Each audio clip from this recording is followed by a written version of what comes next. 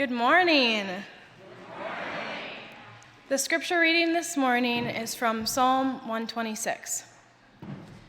When the Lord restored the fortunes of Zion, we were like those who dream. Then our mouth was filled with laughter and our tongue with shouts of joy. Then it was said among the nations, the Lord has done great things for them. The Lord has done great things for us, and we rejoiced. Restore our fortunes, O Lord, like the watercourses in the Negeb. May those who sow in tears reap with shouts of joy. Those who go out weeping, burying the seed for sowing, shall come home with shouts of joy, carrying their sheaves.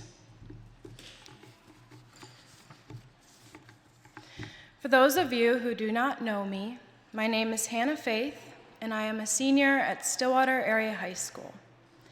I will be attending Gustavus Adolphus College in St. Peter this coming fall.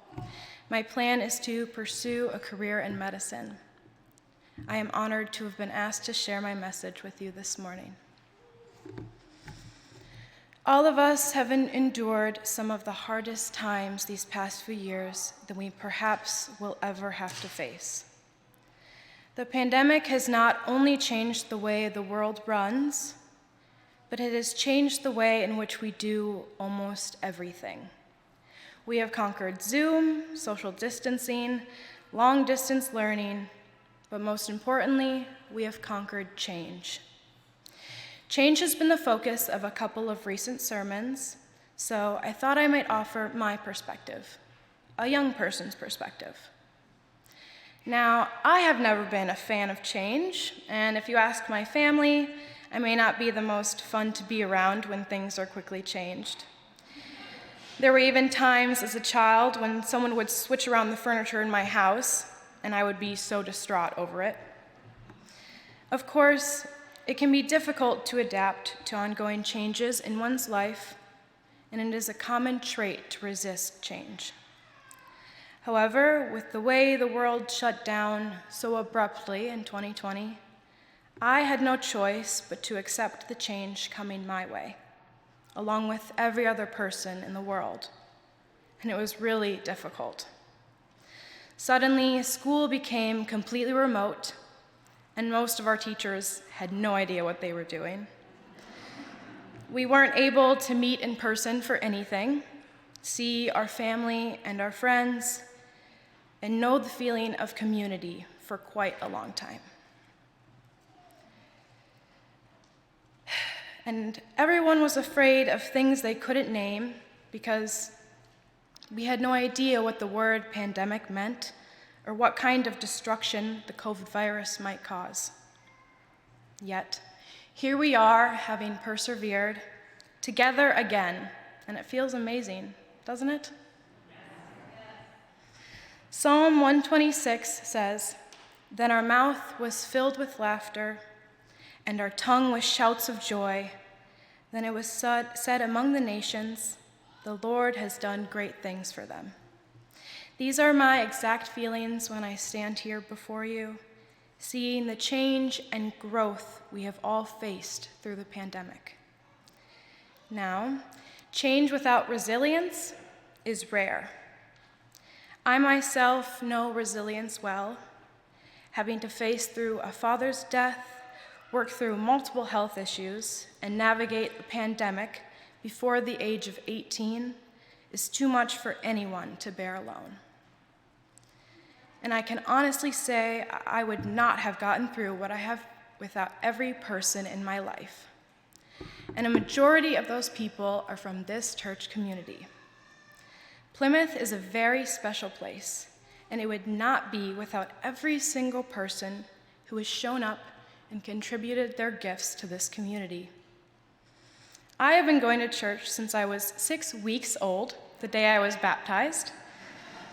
When your mom is a minister, you don't have a lot of choice about where you will be on Sunday morning. And the churches we were part of before Plymouth were good places to be. But since the day my family and I arrived here 5 years ago, we have experienced nothing but welcoming and generous spirits. I was recruited to join as many things as I could, one including CCYF, the Committee for Children, Youth, and Families, which I have cherished being a part of these past couple of years. After I endured extensive ankle surgery last August, I was flooded with well wishes and could feel all of the love poured my way while I was stuck in bed for multiple weeks. Now, Nina. Nina has been the most warm and welcoming soul while I have been here. She has allowed me the opportunity to work with the youth, encouraged my leadership skills, and has done whatever possible to help me feel loved. Having the opportunity to teach church school this year has been such a great experience, and it has shown me how passionate I am about educating kids and getting to see and hear their perspective through my own eyes. And it goes without saying, the youth of Plymouth are arguably the most awesome, kind, and resilient kids I have ever met, and I could go on. Having their lives completely upturned without even understanding what was happening had to be so confusing and frustrating. I don't think we give enough credit to the children and youth in our midst. No matter what, Plymouth kids showed up, whether on Zoom or in person, and put forth every bit of energy and kindness possible. They just showed up, and that's all that really matters. Yet they gave back to us too, performances that made us laugh, singing for worship that brought us joy, even through the computer screen. Getting back into the groove of things isn't easy, and it can be frightening. But these kids have set an outstanding example.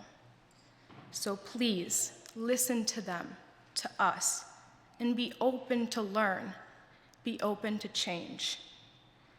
People tend to look down on children and not give them much credit because they don't have a lot of experience. However, I believe that if our society just took a step back, stopped filling the world with senseless noise, and listened to our youth, we all could actually learn a lot. Children may be small, but they are mighty. I want to say that if you're young and you feel dismissed for the sole reason of being young, use your voice. Don't stop. Trust your feelings and your ideas. You may not think your one small voice will change much, but you all are strong and so incredibly brave. I see your strength each week as I teach you, I watch you, and I interact with you.